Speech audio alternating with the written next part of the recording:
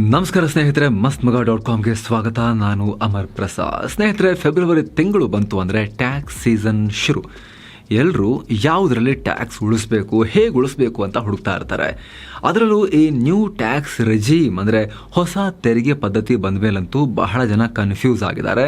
ಯಾಕಂದರೆ ಆಪ್ಷನ್ಸ್ ಜಾಸ್ತಿ ಆಗಿವೆ. ಹೀಗಾಗಿ ಇವತ್ತಿನ ವಿಡಿಯೋದಲ್ಲಿ ನಾವು ಎರಡು ಟ್ಯಾಕ್ಸ್ ಸಿಸ್ಟಮ್ನಲ್ಲಿ ಅಂದರೆ ಓಲ್ಡ್ ಟ್ಯಾಕ್ಸ್, ನ್ಯೂ ಟ್ಯಾಕ್ಸ್ ಎರಡು ಸಿಸ್ಟಮ್ನಲ್ಲಿ ಹೇಗೆ ಜಾಸ್ತಿ ಟ್ಯಾಕ್ಸ್ ಸೇವ್ ಮಾಡಬಹುದು, ಯಾವ ಸ್ಯಾಲ್ರಿ ಬ್ರ್ಯಾಕೆಟ್ನವರಿಗೆ ಯಾವ ಟ್ಯಾಕ್ಸ್ ವ್ಯವಸ್ಥೆ ಒಳ್ಳೆಯದು, 15 ಲಕ್ಷದವರೆಗೆ ಇನ್ಕಮ್ ಇದ್ರೂ ಝೀರೋ ಟ್ಯಾಕ್ಸ್ ಮಾಡೋದು ಹೇಗೆ, ನ್ಯೂ ಟ್ಯಾಕ್ಸ್ ರೆಜೀಮ್, ಓಲ್ಡ್ ಟ್ಯಾಕ್ಸ್ ರೆಜೀಮ್ ಹೇಗೆ ವರ್ಕ್ ಆಗುತ್ತೆ, ಯಾರಿಗೆಲ್ಲ ಅನ್ವಯ ಆಗುತ್ತೆ ಅಂತ ನೋಡೋಣ. ಸ್ನೇಹಿತರೆ, ಆರಂಭದಲ್ಲೇ ಹೇಳಿಬಿಡ್ತೀವಿ, ಎಲ್ಲರೂ ಟ್ಯಾಕ್ಸ್ ಉಳಿಸಬೇಕು, ಕಟ್ಟಲೇಬಾರ್ದು ಅಂತ ನಮ್ಮ ಉದ್ದೇಶ ಅಲ್ಲ. ಎಲ್ಲರೂ ತಮ್ಮ ತಮ್ಮ ಸಾಮರ್ಥ್ಯಕ್ಕೆ ತಕ್ಕಂತೆ ಟ್ಯಾಕ್ಸ್ ಕಟ್ಟಬೇಕು. ಪೂರ್ತಿ ಝೀರೋ ಮಾಡೋಕ್ಕೆ ಅವಕಾಶ ಇದ್ರೂ ಕೂಡ ಓಕೆ, ಒಂದು 5,000 ಕಟ್ತೀನಿ, 10,000 ಕಟ್ತೀನಿ ಅನ್ನೋ ಅಭಿರುಚಿ ನಮಗೆ ಬರ್ತಾ ಹೋಗಬೇಕು. ಅದನ್ನು ಹೇಳ್ತಾ ನಾವು ಈ ವರದಿಯನ್ನು ಆರಂಭ ಮಾಡ್ತಾ ಇದ್ದೀವಿ. ಯಾಕಂದರೆ ಸರ್ಕಾರ ನಡೆಯೋದು, ದೇಶ ಬೆಳೆಯೋದು, ನಮಗೆ ಚೆನ್ನಾಗಿರೋ ರೋಡು, ಆಸ್ಪತ್ರೆ, ಶಾಲೆ ಅಂತ ವ್ಯವಸ್ಥೆ ಸಿಗೋದು ಇದೆಲ್ಲವೂ ನಾವು ಕಟ್ಟೋ ತೆರಿಗೆಯಿಂದ.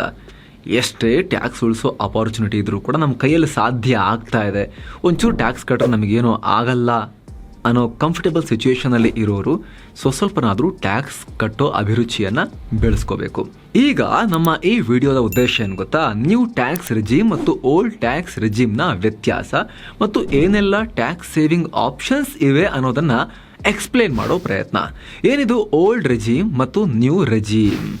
ಕೇಸ್ ಟು ಕೇಸ್ ಬೇಸಿಸ್ನಲ್ಲಿ ನೋಡ್ತಾ ಹೋಗೋಣ ಯಾವ ಟ್ಯಾಕ್ಸ್ ಸಿಸ್ಟಮ್ ಒಳ್ಳೆಯದು ಅಂತ. ಸ್ನೇಹಿತರೆ, ಯಾವ ಸ್ಯಾಲ್ರಿ ಬ್ರ್ಯಾಕೆಟ್ನವರಿಗೆ ಅಂದರೆ ಯಾರು ಎಷ್ಟು ಸ್ಯಾಲ್ರಿ ತಗೊಳ್ತಾರೆ ಆ ಸ್ಯಾಲ್ರಿಗೆ ಯಾವ ಟ್ಯಾಕ್ಸ್ ಸಿಸ್ಟಮ್ ಬೆಟರ್ ಅಂತ ನೋಡೋಣ. ಅದಕ್ಕಾಗಿ ನಾವಿಲ್ಲಿ ಒಂದು ಚಾರ್ಟ್ ನೋಡಬೇಕಾಗತ್ತೆ. ಇದರಲ್ಲಿ ಎಡಭಾಗದಲ್ಲಿ ಟ್ಯಾಕ್ಸಬಲ್ ಇನ್ಕಮ್ ಅಂದರೆ ನಿಮ್ಮ ವಾರ್ಷಿಕ ಸ್ಯಾಲ್ರಿ ಎಷ್ಟು ಅನ್ನೋದಿರುತ್ತೆ. ಟಾಪ್ನಲ್ಲಿ ನೀವೆಷ್ಟು ಡಿಡಕ್ಷನ್ ಕ್ಲೇಮ್ ಮಾಡ್ತಿದ್ದೀರಾ ಅನ್ನೋದಿರುತ್ತೆ. ಇವೆರಡಕ್ಕೆ ಅನುಗುಣವಾಗಿ ನಿಮಗೆ ಯಾವ ಟ್ಯಾಕ್ಸ್ ರೆಜೀಮ್ ಒಳ್ಳೆಯದು ಅನ್ನೋದು ಮಧ್ಯಭಾಗದಲ್ಲಿರುತ್ತೆ. ಉದಾಹರಣೆಗೆ ನಿಮ್ಮ ಟ್ಯಾಕ್ಸಬಲ್ ಇನ್ಕಮ್ 7.5 ಲಕ್ಷ ಇದ್ದು ನೀವು ಯಾವುದೇ ಡಿಡಕ್ಷನ್ ಕ್ಲೇಮ್ ಮಾಡ್ತಿಲ್ಲ ಅಂದರೆ ನಿಮಗೆ ನ್ಯೂ ರೆಜೀಮ್ ಒಳ್ಳೆಯದು. ಅದೇ ನೀವು ಸುಮಾರು 1.62 ಲಕ್ಷ ರೂಪಾಯಿ ಡಿಡಕ್ಷನ್ ಕ್ಲೇಮ್ ಮಾಡ್ತೀರಿ ಅಂದರೆ ಅಷ್ಟು ನಿಮ್ಮದು ಸೇವಿಂಗ್ಸ್ ಇದೆ ಅಥವಾ ಬೇರೆ ಯಾವುದೋ ಎಕ್ಸಂಪ್ಷನ್ಸ್ ಇದೆ ಅಂದರೆ ಆಗ ನಿಮಗೆ ಓಲ್ಡ್ ರೆಜೀಮ್ ಮತ್ತು ನ್ಯೂ ರೆಜೀಮ್ ಎರಡೂ ಸೇಮ್ ಆಗುತ್ತೆ. ಯಾವುದು ಅನ್ವಯ ಮಾಡಿದ್ರೂ ಅಷ್ಟೇ ಕಟ್ಟಾಗುತ್ತೆ. ಒಂದು ವೇಳೆ ನೀವು 1.87 ಲಕ್ಷ ರೂಪಾಯಿ ಡಿಡಕ್ಷನ್ಸ್ ಕ್ಲೇಮ್ ಮಾಡ್ತೀನಿ ಅಂದರೆ ಆಗ ನಿಮಗೆ ಹಳೆ ಟ್ಯಾಕ್ಸ್ ರೆಜಿಮೇ ಬೆಟರ್ ಆಗುತ್ತೆ. ಸೊ ಈ ರೀತಿ ನೀವು ನಿಮ್ಮ ಟ್ಯಾಕ್ಸ್ ಸ್ಲ್ಯಾಬ್ನ ಅನುಗುಣವಾಗಿ ಯಾವುದು ಬೆಟರ್ ಅಂತ ಚೂಸ್ ಮಾಡ್ಬೋದು. ಜೊತೆಗೆ ಇಲ್ಲಿ ನೀವು ಇನ್ನೊಂದು ವಿಚಾರ ಗಮನಿಸ್ಬೋದು, ಟ್ಯಾಕ್ಸ್ ಸ್ಲ್ಯಾಬ್ ಜಾಸ್ತಿ ಆದಂತೆ ಅಥವಾ ಇನ್ಕಮ್ ಲೆವೆಲ್ ಜಾಸ್ತಿ ಆದಂತೆ ನೀವು ಜಾಸ್ತಿ ಡಿಡಕ್ಷನ್ಸ್ ಕ್ಲೇಮ್ ಮಾಡಬೇಕಾಗತ್ತೆ.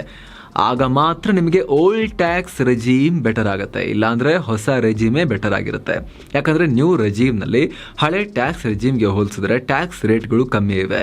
ಆದರೆ ಅದೇ ಹಳೆ ಟ್ಯಾಕ್ಸ್ ರೆಜೀಮ್ನಲ್ಲಿ ಟ್ಯಾಕ್ಸ್ ರೇಟ್ಗಳು ಜಾಸ್ತಿ ಇವೆ, ಆದರೆ ಅಲ್ಲಿ ನಿಮಗೆ ಇನ್ವೆಸ್ಟ್ಮೆಂಟ್ ಆಪ್ಷನ್ಸ್ ಜಾಸ್ತಿ ಇವೆ. ಹೀಗಾಗಿ ಟ್ಯಾಕ್ಸ್ ಡಿಡಕ್ಷನ್ಸ್ ಜಾಸ್ತಿ ಕ್ಲೇಮ್ ಮಾಡಿದ್ರೆ ನಿಮಗೆ ಓಲ್ಡ್ ರೆಜೀಮ್ ಬೆಟರ್ ಆಗುತ್ತೆ. ಸ್ನೇಹಿತರೆ, ಇದಿಷ್ಟು ಬ್ರಾಡ್ ಆಗಿ ಮತ್ತು ಜನರಲ್ ಆಗಿ ಓಲ್ಡ್ ಮತ್ತು ನ್ಯೂ ಟ್ಯಾಕ್ಸ್ ರೆಜೀಮ್ ಬಗ್ಗೆ ತಿಳ್ಕೊಳ್ಳೋದಾಗಿತ್ತು. ಈಗ ನೆಕ್ಸ್ಟ್ ನಾವು ಈ ಎರಡು ರೆಜೀಮ್ಗಳಲ್ಲಿ ಯಾವೆಲ್ಲ ಟ್ಯಾಕ್ಸ್ ಸೇವಿಂಗ್ ಆಪ್ಷನ್ಸ್ ಇವೆ, ಏನೆಲ್ಲ ಡಿಡಕ್ಷನ್ಸ್ ಇವೆ ಅಂತ ಒನ್ ಬೈ ಒನ್ ನೋಡ್ತಾ ಹೋಗೋಣ. ಮೊದಲು ಓಲ್ಡ್ ಟ್ಯಾಕ್ಸ್ ರೆಜೀಮ್ ನೋಡೋಣ. ಇದಕ್ಕಾಗಿ ನಾವು ಒಬ್ಬ ವ್ಯಕ್ತಿಯ ಉದಾಹರಣೆ ತಗೊಳ್ಳೋಣ. ಆ ವ್ಯಕ್ತಿಯ annual CTC cost to company ಅಂದರೆ ಒಂದು ವರ್ಷಕ್ಕೆ ಆತ ತಗೊಳ್ಳೋ ಟೋಟಲ್ ಸ್ಯಾಲ್ರಿ 16 ಲಕ್ಷ ರೂಪಾಯಿ ಇದೆ. ಆತನಿಗೆ ಕಂಪನಿ ಅಷ್ಟು ಖರ್ಚು ಮಾಡುತ್ತೆ. ಇದರಲ್ಲಿ ನೆಟ್ ಸ್ಯಾಲ್ರಿ, ಅಲೋವೆನ್ಸಸ್ ಎಲ್ಲ ಇನ್ಕ್ಲೂಡ್ ಆಗಿರುತ್ತೆ. ಈ ವ್ಯಕ್ತಿಯ ಬೇಸಿಕ್ ಸ್ಯಾಲ್ರಿ ಅಂದರೆ ಇದೆಲ್ಲ ಕಟ್ಟಾಗಿ ಸಿಗೋ ಸ್ಯಾಲ್ರಿ 8 ಲಕ್ಷ ರೂಪಾಯಿ ಇದೆ. ಹೊಸ ರೂಲ್ಸ್ ಪ್ರಕಾರ ಯಾವುದೇ ಕಂಪನಿ ಆನ್ಯುವಲ್ CTCಯ ಮಿನಿಮಮ್ 50% ಬೇಸಿಕ್ ಸ್ಯಾಲ್ರಿ ಆಗಿ ಕೊಡಬೇಕು. ಹಾಗಾಗಿ ನಾವಿಲ್ಲಿ 8 ಲಕ್ಷ ರೂಪಾಯಿ ಬೇಸಿಕ್ ಸ್ಯಾಲ್ರಿ ಅಂತ ಅನ್ಕೊಳ್ಳೋಣ. ಇದರ ನಂತರ ಯಾವೆಲ್ಲ ಎಕ್ಸೆಂಪ್ಷನ್ಸ್, ವಿನಾಯಿತಿಗಳಿವೆ ಅನ್ನೋದನ್ನ ನೋಡಿದ್ರೆ ಮೊದಲನೇದು EPF of employers contribution. EPF ಅಥವಾ ಎಂಪ್ಲಾಯಿ ಪ್ರಾವಿಡೆಂಟ್ ಫಂಡ್ ಅಂದ್ರೆ ನಿಮಗೆಲ್ಲ ಗೊತ್ತೇ ಇದೆ, ಇದು ಸ್ಯಾಲ್ರಿ ತಗೊಳ್ಳೋರಿಗೆ ಇರೋ ಸೇವಿಂಗ್ ಸ್ಕೀಮ್. EPFಗೆ ನಿಮ್ಮ ಬೇಸಿಕ್ ಸ್ಯಾಲ್ರಿಯ 12% ಹಣ ಕಟ್ಟಾಗುತ್ತೆ. ಅದೇ ರೀತಿ ಕಂಪನಿ ಕೂಡ ಅಷ್ಟೇ ಮೊತ್ತದ ಹಣವನ್ನ ಅಂದ್ರೆ ನಿಮ್ಮ ಬೇಸಿಕ್ 12% EPFಗೆ ಹಾಕತ್ತೆ. ಎರಡೂ ಸೇರಿ ನಿಮಗೆ ಸೇವ್ ಆಗ್ತಾ ಹೋಗುತ್ತೆ. ಆದರೆ ನಿಮ್ಮ ಗಮನಕ್ಕಿರಲಿ, ಎಲ್ಲ ಕಂಪನಿಗಳಲ್ಲೂ ಈ ರೀತಿ ಇರೋದಿಲ್ಲ. ಕೆಲ ಕಂಪನಿಗಳಲ್ಲಿ CTCಯ ಒಳಗೇನೆ ಎಂಪ್ಲಾಯರ್ ಕಾಂಟ್ರಿಬ್ಯೂಷನ್ ಕೂಡ ಸೇರಿಸಿನೇ ಆಫರ್ ಲೆಟರ್ ಕೊಟ್ಟಿರ್ತಾರೆ. CTC ಫಾರ್ಮ್ಯಾಟ್ನಲ್ಲಿ ಆ ರೀತಿ ಮಾಡಿರ್ತಾರೆ ಇತ್ತೀಚಿನ ಹೆಚ್ಚಿನ ಕಂಪನಿಗಳಲ್ಲಿ. ಎಂಪ್ಲಾಯಿ ಶೇರ್, ಎಂಪ್ಲಾಯರ್ ಶೇರ್ ಎರಡನ್ನ ಕೂಡ ಸೇರಿಸಿ ಕಂಪನಿಗೆ ಆಗೋ ವೆಚ್ಚ ಅಂತಾನೆ ಅದನ್ನ ಪರಿಗಣಿಸ್ತಾರೆ. ಬಟ್ ಅದನ್ನು ತೋರಿಸಬೇಕಾದ್ರೆ ಎರಡನ್ನ ಪ್ರತ್ಯೇಕವಾಗಿ ಅದು ಹೋಗಿರುತ್ತೆ. ಎಂಪ್ಲಾಯಿ ಶೇರ್, ಎಂಪ್ಲಾಯರ್ ಶೇರ್ ಅಂತ ನಿಮ್ಮ EPF ಅಕೌಂಟ್ಗೆ ಹೋಗಿರುತ್ತೆ. ಇಲ್ಲಿ ಕಂಪನಿ ಕಾಂಟ್ರಿಬ್ಯೂಟ್ ಮಾಡೋ ಹಣದ ರೀತಿ ತೋರಿಸಿರ್ತಾರಲ್ಲ, ಅದು ನಿಮ್ಮ ಬೇಸಿಕ್ ಸ್ಯಾಲ್ರಿಯಲ್ಲಿ ಕಟ್ ಆಗಲ್ಲವಾದರೂ ಕೂಡ ಕಂಪನಿ ಅದನ್ನು ನಿಮ್ಮ CTCಯಲ್ಲಿ ತೋರಿಸುತ್ತೆ. ಕಂಪನಿ ಪಾವತಿ ಮಾಡುವ ಈ EPF ಕಾಂಟ್ರಿಬ್ಯೂಷನ್ಗೆ ಇಲ್ಲಿ ತೆರಿಗೆ ವಿನಾಯಿತಿ ಇದೆ. ಮ್ಯಾಕ್ಸಿಮಮ್ 7.5 ಲಕ್ಷ ರೂಪಾಯಿವರೆಗೆ ನೀವು ಎಕ್ಸೆಂಪ್ಷನ್ಸ್ ಪಡಿಬೋದು ವರ್ಷಕ್ಕೆ. ನಾವಿಲ್ಲಿ 8 ಲಕ್ಷ ರೂಪಾಯಿ ಬೇಸಿಕ್ ಸ್ಯಾಲ್ರಿ ಅಂತ ತಗೊಂಡ್ವಿ. ಹೀಗಾಗಿ ಅದರ 12% ಅಂದರೆ 96,000 ರೂಪಾಯಿ ಎಕ್ಸೆಂಪ್ಷನ್ ನಮಗೆ ಇಲ್ಲಿ ಸಿಗುತ್ತೆ. ಈಗ 16 ಲಕ್ಷದಲ್ಲಿ 96,000 ಡಿಡಕ್ಟ್ ಆದರೆ ನಮಗುಳಿಯೋದು 15,04,000 ರೂಪಾಯಿ. ಇದು ನಿಮ್ಮ ಗ್ರಾಸ್ ಸ್ಯಾಲ್ರಿ. ನೆಕ್ಸ್ಟ್ ಇದರಲ್ಲಿ ಮತ್ತಾವ್ಯಾವ ಎಕ್ಸೆಂಪ್ಷನ್ಸ್ ಕ್ಲೇಮ್ ಮಾಡಬಹುದು ಅಂತ ನೋಡ್ತಾ ಹೋದರೆ ಇಲ್ಲಿ ನಾವು ಸೆಕ್ಷನ್ 10 ಅಡಿ ಬರುವ ವಿನಾಯಿತಿಗಳನ್ನು ನೋಡ್ಬೋದು. ನಮಗೆ ಇದರಲ್ಲಿ ಮೊದಲು ಸಿಗೋದು HRA exemption, house rent allowance. ಅಂದರೆ ನೀವು ಬಾಡಿಗೆ ಮನೆಯಲ್ಲಿದ್ದರೆ ಅದಕ್ಕೆ ಕಂಪನಿ ಕೊಡೋ ದುಡ್ಡು, ಇದನ್ನು ಕಂಪನಿ ಬೇಸಿಕ್ ಸ್ಯಾಲ್ರಿಯಲ್ಲೇ ಸೇರಿಸಿರುತ್ತೆ. ಇದಕ್ಕೆ ನಾವು ಎಕ್ಸೆಂಪ್ಷನ್ ಕ್ಲೇಮ್ ಮಾಡ್ಬೋದು. ಇದರಲ್ಲಿ 3 ಕ್ರೈಟೀರಿಯಾಗಳು ಇರ್ತವೆ. ಈ 3 ಕ್ರೈಟೀರಿಯಾಗಳಲ್ಲಿ ಯಾವುದು ಕಮ್ಮಿ ಅಮೌಂಟ್ ಇರುತ್ತೋ ಆ ಅಮೌಂಟ್ಗೆ ನಮಗೆ ಎಕ್ಸೆಂಪ್ಷನ್ ಸಿಗುತ್ತೆ. ಮೊದಲನೇದು ನಿಮ್ಮ ಕಂಪನಿ ನಿಮಗೆ ಅಲಾಟ್ ಮಾಡಿರೋ HRA ಅಮೌಂಟ್, ಎರಡನೇದು rent minus 10% of basic plus DA. ಮೂರನೇ ಕ್ರೈಟೀರಿಯಾ ಬಂದು 50% ಅಥವಾ 40% ಆಫ್ ಬೇಸಿಕ್ಸ್ ಪ್ಲಸ್ DA. ಅಂದರೆ ನೀವು ಒಂದು ವೇಳೆ ಮೆಟ್ರೋ ಸಿಟಿಲಿ ಬಾಡಿಗೆಗಿದ್ರೆ ನಿಮ್ಮ ಬೇಸಿಕ್ ಪ್ಲಸ್ DAನ 50% ಅಮೌಂಟ್, ಅಥವಾ ನೀವು ನಾನ್ ಮೆಟ್ರೋ ಸಿಟಿಯಲ್ಲಿದ್ರೆ ನಿಮ್ಮ ಬೇಸಿಕ್ ಪ್ಲಸ್ DAನ 50% ಅಮೌಂಟ್. ಇಲ್ಲಿ ಮೆಟ್ರೋ ಸಿಟಿ ಅಂದರೆ ಇನ್ಕಮ್ ಟ್ಯಾಕ್ಸ್ ಪ್ರಕಾರ ದಿಲ್ಲಿ, ಮುಂಬೈ, ಚೆನ್ನೈ, ಕೋಲ್ಕತ್ತಾ ಮಾತ್ರ. ಸೊ ಈ 3 ಕ್ರೈಟೀರಿಯಾದಲ್ಲಿ ಯಾವುದು ಕಮ್ಮಿ ಅಮೌಂಟ್ ಇರುತ್ತಲ್ಲ ಅದನ್ನು ನೀವು HRA ಎಕ್ಸೆಂಪ್ಷನ್ಸ್ ಆಗಿ ಕ್ಲೇಮ್ ಮಾಡ್ಬೋದು. ನಾವಿಲ್ಲಿ ಆನ್ಯುವಲ್ CTCಯ 20% ಅಂದರೆ ವರ್ಷಕ್ಕೆ 3,20,000 ರೂಪಾಯಿಯನ್ನು HRA ಆಗಿ ಕ್ಲೇಮ್ ಮಾಡಿದ್ದೀವಿ. ನೆಕ್ಸ್ಟ್ ನಮಗೆ ಚಿಲ್ಡ್ರನ್ಸ್ ಎಜುಕೇಷನ್ ಅಲೋವೆನ್ಸ್ ಅಂದರೆ ಮಕ್ಕಳ ಸ್ಕೂಲ್ ಫೀಸ್ಗೆ ಅಲೋವೆನ್ಸ್ ಸಿಗುತ್ತೆ. ಇದರಲ್ಲಿ ಒಂದು ಮಗುವಿಗೆ ತಿಂಗಳಿಗೆ 100 ರೂಪಾಯಿ ಅಂತೆ, ಗರಿಷ್ಠ 2 ಮಕ್ಕಳಿಗೆ ಈ ಎಕ್ಸೆಂಪ್ಷನ್ಸ್ ಕ್ಲೇಮ್ ಮಾಡ್ಬೋದು. ಅಂದರೆ ಇದು 2,400 ರೂಪಾಯಿ ಆಗುತ್ತೆ. ಅದೇ ರೀತಿ ನಾವು ಚಿಲ್ಡ್ರನ್ಸ್ ಹಾಸ್ಟೆಲ್ ಅಲೋವೆನ್ಸ್ನ ಕೂಡ ಕ್ಲೇಮ್ ಮಾಡ್ಬೋದು. ಇದು ಕೂಡ ನಮಗೆ ಒಂದು ಮಗುವಿಗೆ 300 ರೂಪಾಯಿ ಅಂತೆ, ಗರಿಷ್ಠ 2 ಮಕ್ಕಳಿಗೆ ಸಿಗುತ್ತೆ. ಇಲ್ಲೂ ಕೂಡ ನಾವು 7,200 ರೂಪಾಯಿ ಎಕ್ಸೆಂಪ್ಷನ್ಸ್ ಕ್ಲೇಮ್ ಮಾಡ್ಬೋದು. ನಂತರ ನಮಗೆ LTA ಸಿಗುತ್ತೆ. LTA ಅಂದರೆ ಲೀವ್ ಟ್ರಾವೆಲ್ ಅಲೋವೆನ್ಸ್ ಅಂತ. ಅಂದ್ರೆ ನೀವೆಲ್ಲಾದ್ರೂ ಆಚೆ ಹೋಗೋಕೆ ನಿಮ್ಮ ಕಂಪನಿ ಪೇ ಮಾಡಿರುತ್ತೆ. 4 ವರ್ಷಕ್ಕೊಮ್ಮೆ 2 ಸಲ ನೀವು ಈ LTAನ ಕ್ಲೇಮ್ ಮಾಡಬಹುದು. ಇದರಲ್ಲಿ ನಾವು ಬಸ್, ಟ್ರೈನ್ ಅಥವಾ ವಿಮಾನದಲ್ಲಿ ಟ್ರಾವೆಲ್ ಮಾಡಿರುವ ಹಣಕ್ಕೆ ತೆರಿಗೆ ವಿನಾಯಿತಿಯನ್ನ ಕ್ಲೇಮ್ ಮಾಡಬಹುದು. ಇದರಲ್ಲಿ ನಾವು ಸಹಜವಾಗಿ ತುಂಬಾ ದೂರ ಹೋಗಿರೋ ಖರ್ಚನ್ನ ತೋರಿಸ್ತೀವಿ. ನಾವಿಲ್ಲಿ ಎಕ್ಸಾಂಪಲ್ಗೆ 4 ಜನರಿರೋ ಒಂದು ಕುಟುಂಬ ಫ್ಲೈಟ್ನಲ್ಲಿ ಹೋಗಿದ್ರೆ 50,000 ರೂಪಾಯಿ ಖರ್ಚು ಮಾಡಬಹುದು ಅಂತ LTA ಕ್ಲೇಮ್ ಮಾಡಿದ್ದೀವಿ. ಏನೋ ನೆಕ್ಸ್ಟ್ ಕೆಲ ಕಂಪನಿಗಳಲ್ಲಿ ರಿಯಂಬರ್ಸ್ಮೆಂಟ್ಸ್ಗಳನ್ನು ಕೊಡ್ತಾರೆ. ಅಂದರೆ ಮೀಲ್ ಕೂಪನ್, ಇಂಟರ್ನೆಟ್ ಅಥವಾ ಮೊಬೈಲ್ ಬಿಲ್, ಕಾರ್ ಬಾಡಿಗೆ ಕೂಪನ್ ಕೊಡ್ತಾರೆ. ಅದಕ್ಕೂ ಬೇಕಾದರೆ ನಾವು ಟ್ಯಾಕ್ಸ್ ಎಕ್ಸೆಂಪ್ಷನ್ಸ್ ಕೇಳ್ಬೋದು. ಆದರೆ ಬಹಳ ಜನರಿಗೆ ಇವೆಲ್ಲ ಸಿಗ್ತಿರೋದಿಲ್ಲ. ಹೀಗಾಗಿ ನಾವಿದನ್ನು 0 ಅಂತ ತಗೊಂಡಿದ್ದೀವಿ. ಸೊ ಈಗ ಎಲ್ಲ ಎಕ್ಸೆಂಪ್ಷನ್ಸನ್ನು ಗ್ರಾಸ್ ಸ್ಯಾಲ್ರಿಯಲ್ಲಿ ಮೈನಸ್ ಮಾಡಿದ್ರೆ, ಅಂದರೆ ನಾವು 15,04,000 ಕಳೆದ್ರೆ ನಮಗೆ ನೆಟ್ ಸ್ಯಾಲ್ರಿ 11,24,000 ರೂಪಾಯಿ ಬರುತ್ತೆ. ಇಷ್ಟೊತ್ತು ನಾವು ನೋಡಿದ್ದು ಎಕ್ಸೆಂಪ್ಷನ್ಸ್ ಅಂದರೆ ತೆರಿಗೆ ವಿನಾಯಿತಿಗಳು. ಇದನ್ನು ಬಿಟ್ಟು ಕೂಡ ಕೆಲ ಡಿಡಕ್ಷನ್ಸ್ ಇರ್ತವೆ. ಅವುಗಳನ್ನು ನೋಡೋದಾದ್ರೆ ಇಲ್ಲಿ ನಮಗೆ ಮೊದಲು ಸಿಗೋದು ಸ್ಟ್ಯಾಂಡರ್ಡ್ ಡಿಡಕ್ಷನ್ಸ್. ಈ 50,000 ರೂಪಾಯಿ ಸ್ಟ್ಯಾಂಡರ್ಡ್ ಡಿಡಕ್ಷನ್ಸ್ ಎಲ್ರಿಗೂ ಸಿಗುತ್ತೆ. ಹೀಗಾಗಿ ಇಲ್ಲಿ ನಾವು ಹೆಚ್ಚೇನು ಮಾಡಬೇಕಾಗಿಲ್ಲ. ನೆಕ್ಸ್ಟ್ ನಮಗೆ ಸೆಕ್ಷನ್ 24 ಅಡಿ ಇಂಟ್ರೆಸ್ಟ್ ಆಫ್ ಹೋಮ್ ಲೋನ್, ಗೃಹ ಸಾಲದ ಮೇಲಿನ ಬಡ್ಡಿ. ಇದರಲ್ಲಿ ನಮಗೆ 2 ಲಕ್ಷ ರೂಪಾಯಿವರೆಗೆ ಡಿಡಕ್ಷನ್ಸ್ ಸಿಗುತ್ತೆ. ಆದರೆ ನಾವು ಸ್ವಂತ ಮನೆಯಲ್ಲಿ ಇದ್ದರೆ ಮಾತ್ರ ಈ ಡಿಡಕ್ಷನ್ಸ್ನ ಕ್ಲೇಮ್ ಮಾಡ್ಬೋದು. ಒಂದು ವೇಳೆ ನಾವು ಬೇರೆ ಊರಲ್ಲಿದ್ದು ನಮ್ಮ ಸ್ವಂತ ಮನೆಯನ್ನು ಬಾಡಿಗೆ ಕೊಟ್ಟರೆ ಅದರ ರೆಂಟ್ಗೂ ಕೂಡ ಡಿಡಕ್ಷನ್ಸ್ ಕ್ಲೇಮ್ ಮಾಡ್ಬೋದು. ಎಷ್ಟರವರೆಗೂ ಕ್ಲೇಮ್ ಮಾಡ್ಬೋದು ಅಂದರೆ rent minus property tax minus 30% of rent minus interest. ಅಂದರೆ ನಿಮಗೆ ಬರ್ತಿರೋ ಬಾಡಿಗೆಯಲ್ಲಿ ನೀವು ಕಟ್ತಿರೋ ಪ್ರಾಪರ್ಟಿ ಟ್ಯಾಕ್ಸ್, ಮೇಂಟೆನೆನ್ಸ್ ಅಂತ ಬಾಡಿಗೆಯ 30%, ಹಾಗೆ ನಿಮ್ಮ ಹೋಮ್ ಲೋನ್ಗೆ ಕಟ್ತಾ ಇರೋ ಬಡ್ಡಿ ದಿಷ್ಟನ್ನು ಕಳೆದ್ರೆ ಎಷ್ಟು ಬರುತ್ತಲ್ಲ ಅಷ್ಟನ್ನು ನೀವು ಈ ಡಿಡಕ್ಷನ್ ಅಡಿಯಲ್ಲಿ ಕ್ಲೇಮ್ ಮಾಡ್ಬೋದು. ಒಂದು ವೇಳೆ ನೀವು ಬೇರೆ ಊರಲ್ಲಿ ಬಾಡಿಗೆ ಇದ್ದು ನಿಮ್ಮ ಸ್ವಂತ ಮನೆ ಬಾಡಿಗೆ ಕೊಡದೇ ಇದ್ರೂ ಕೂಡ ನೋಷನಲ್ ಲಾಸ್ ಅಥವಾ ನೋಷನಲ್ ರೆಂಟ್ ಅಂತ ಕ್ಲೇಮ್ ಮಾಡ್ಬೋದು. ಆದರೆ ಇದು ಕೂಡ 2 ಲಕ್ಷದವರೆಗೆ ಮಾತ್ರ ಇರುತ್ತೆ. ನಾವಿಲ್ಲಿ ಮ್ಯಾಕ್ಸಿಮಮ್ 2 ಲಕ್ಷ ರೂಪಾಯಿನೇ ಕ್ಲೇಮ್ ಮಾಡ್ತೀವಿ ಅಂತ ತಗೊಂಡಿದ್ದೀವಿ. ಏನೋ ನೆಕ್ಸ್ಟ್ ಬರೋದು ಸೆಕ್ಷನ್ 80C, ತುಂಬ ಪಾಪ್ಯುಲರ್ ಮತ್ತು ಇಂಪಾರ್ಟೆಂಟ್ ಡಿಡಕ್ಷನ್ ಇದು. ಇದರಲ್ಲಿ ನಾವು 1.5 ಲಕ್ಷ ರೂಪಾಯಿವರೆಗಿನ ಹೂಡಿಕೆಗೆ ತೆರಿಗೆ ಡಿಡಕ್ಷನ್ ಕ್ಲೇಮ್ ಮಾಡ್ಬೋದು. ಹಾಗಿದ್ರೆ ಯಾವ್ಯಾವ ಇನ್ವೆಸ್ಟ್ಮೆಂಟ್ಗೆ ಕ್ಲೇಮ್ ಮಾಡ್ಬೋದು? EPF, ಈಗಾಗಲೇ ನಾವು EPFನಲ್ಲಿ ಕಂಪನಿ ಕಾಂಟ್ರಿಬ್ಯೂಷನ್ಗೆ ಎಕ್ಸೆಂಪ್ಷನ್ ಕ್ಲೇಮ್ ಮಾಡೋದನ್ನ ಹೇಳಿದ್ವಿ. ಇದು ಎಂಪ್ಲಾಯಿ ಅಂದ್ರೆ ನಿಮ್ಮ ಸ್ಯಾಲರಿಯಿಂದ ಕಟ್ ಆಗುತ್ತಲ್ಲ, ಅದಕ್ಕೂ ಕೂಡ ಕ್ಲೇಮ್ ಮಾಡಬಹುದು. ನಂತರ PPF ಅಂದ್ರೆ ಪಬ್ಲಿಕ್ ಪ್ರಾವಿಡೆಂಟ್ ಫಂಡ್. ಬಹಳ ಜನರಿಗೆ ಕಂಪನಿಯಲ್ಲಿ EPF ಆಪ್ಷನ್ ಇರಲ್ಲ ಅಥವಾ ಜಾಸ್ತಿ ಕಟ್ ಆಗ್ತಾ ಇರಲ್ಲ, ಅಂತವರು ಖಾಸಗಿಯಾಗಿ PPF ನಲ್ಲಿ ಇನ್ವೆಸ್ಟ್ ಮಾಡ್ತಾರೆ. ಇನ್ನು ಹೋಮ್ ಲೋನ್ ಪ್ರಿನ್ಸಿಪಲ್ ಅಂದ್ರೆ ಗೃಹ ಸಾಲದ ಅಸಲು ಹಣ, ಸ್ಟಾಂಪ್ ಡ್ಯೂಟಿ ಮತ್ತು ರಿಜಿಸ್ಟ್ರೇಷನ್, ಇವು ಕೂಡ ಸೆಕ್ಷನ್ 80C ಯಲ್ಲಿ ಕವರ್ ಆಗುತ್ತೆ. ELSS ಅಂದ್ರೆ equity linked saving scheme, tax saving mutual fund, ಇದು ಕವರ್ ಆಗುತ್ತೆ. ಯುಲಿಪ್ ಅಂದ್ರೆ unit linked insurance plan, life ಇನ್ಶೂರೆನ್ಸ್ನ ಪ್ರೀಮಿಯಂ ಹಣ, term insurance, health insurance, Sukanya Samriddhi ಯೋಜನೆ ಅಂದರೆ ಹೆಣ್ಣು ಮಕ್ಕಳಿದ್ದು ಅವರಿಗೆ ಸೇವಿಂಗ್ಸ್ ಮಾಡೋ ಸ್ಕೀಮ್, ಇವುಗಳಲ್ಲೆಲ್ಲ ಇನ್ವೆಸ್ಟ್ ಮಾಡಿದ್ರೆ, ಹಾಗೆ national saving certificate, post office FD, 5 ವರ್ಷದ FD, ಇವೆಲ್ಲ ಕೂಡ ಸೆಕ್ಷನ್ 80C ಯಲ್ಲಿ ಕವರ್ ಆಗುತ್ತೆ. ಸೊ ಇದರ ಅರ್ಥ ಸ್ನೇಹಿತರೆ, ಇನ್ಶೂರೆನ್ಸ್ ಮಾಡಿಸೋದ್ರಿಂದ, ಟರ್ಮ್ ಇನ್ಶೂರೆನ್ಸ್ ಮಾಡಿಸೋದ್ರಿಂದ, ಹೆಲ್ತ್ ಇನ್ಶೂರೆನ್ಸ್ ಮಾಡಿಸೋದ್ರಿಂದ ನಿಮಗೆ ಆರೋಗ್ಯದ ರಕ್ಷಣೆ, ನಿಮ್ಮ ಕುಟುಂಬದ ಫ್ಯೂಚರ್ನ ಆರ್ಥಿಕ ಭದ್ರತೆ ಮಾತ್ರ ಅಲ್ಲದೆ ತೆರಿಗೆ ವಿನಾಯಿತಿ ಕೂಡ ಪಡೆಯೋಕೆ ಸಾಧ್ಯ ಆಗುತ್ತೆ. ನೀವು ಮಾಡಿಸಿರೋ ಪ್ರೂಫನ್ನು ನಿಮ್ಮ HR ತೋರಿಸಿದ್ರೆ. ನೀವಿನ್ನೂ ಕೂಡ ಟರ್ಮ್ ಇನ್ಶೂರೆನ್ಸ್ ಮಾಡಿಸಿಲ್ಲ ಅಂದರೆ ಡಿಸ್ಕ್ರಿಪ್ಷನಲ್ಲಿ ಹಾಗೂ ಟಾಪ್ ಕಾಮೆಂಟ್ನಲ್ಲಿ ಟರ್ಮ್ ಇನ್ಶೂರೆನ್ಸ್ನ ಲಿಂಕನ್ನು ಕೊಟ್ಟಿರ್ತೀವಿ. ಕ್ಲಿಕ್ ಮಾಡೋ ಮೂಲಕ ನೀವು ಟರ್ಮ್ ಇನ್ಶೂರೆನ್ಸನ್ನು ಪರ್ಚೇಸ್ ಮಾಡ್ಬೋದು. ನಿಮ್ಮ ಫ್ಯಾಮಿಲಿಯ ಆರ್ಥಿಕ ಭದ್ರತೆಯನ್ನು ಖಾತ್ರಿಪಡಿಸ್ಕೊಳ್ಬೋದು. ದುಡಿತಾ ಇರೋ ವ್ಯಕ್ತಿಗೆ ಒಂದು ವೇಳೆ ಹೆಚ್ಚು ಕಮ್ಮಿಯಾಗಿ, ಈಗಿನ ದಿನಗಳಲ್ಲಿ ಯಾವಾಗ ಏನಾಗುತ್ತೆ ಹೇಳಕ್ಕೆ ಬರೋದಿಲ್ಲ, ಹೆಚ್ಚು ಕಮ್ಮಿ ಯಾರಿಗೂ ಆಗಬಾರ್ದು. ಒಂದು ವೇಳೆ ದುರದೃಷ್ಟವಶಾತ್ ಆಯಿತು ಅಂದರೆ ಏನು ಅನ್ನೋ ಪ್ರಶ್ನೆ ಇರುತ್ತಲ್ಲ, ಆ ಒಂದು ಆತಂಕ ತಲೆಯಲ್ಲಿ ಯಾವಾಗಲೂ ಕಾಡ್ತಾ ಇರುತ್ತಲ್ಲ, ಅದಕ್ಕೆ ಉತ್ತರನೇ ಟರ್ಮ್ ಇನ್ಶೂರೆನ್ಸ್.